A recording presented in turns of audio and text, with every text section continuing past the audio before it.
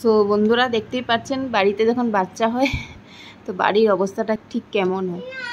এই একটু আগে সব টয়েসগুলো আমি ঢুকিয়ে রেখেছিলাম, আবার বের করেছে, বের করে এখন রান্নাবাটি করছে, খেলছে। কি করছো বাবা?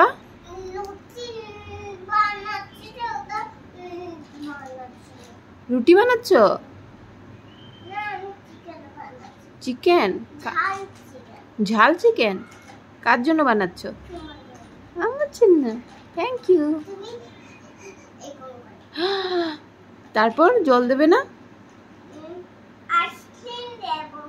ঠিক আছে। চিকেন আর কি বানাবে? আর কিছু না, শুধু শুধু চিকেন খাবো? মাম্মা কি তোমায় শুধু শুধু চিকেন খাওয়াই? ভাত দিয়ে? হ্যাঁ ঠিক আছে, একটু রাইসও বানিয়ে নাও, একটু নুটি বানিয়ে নাও।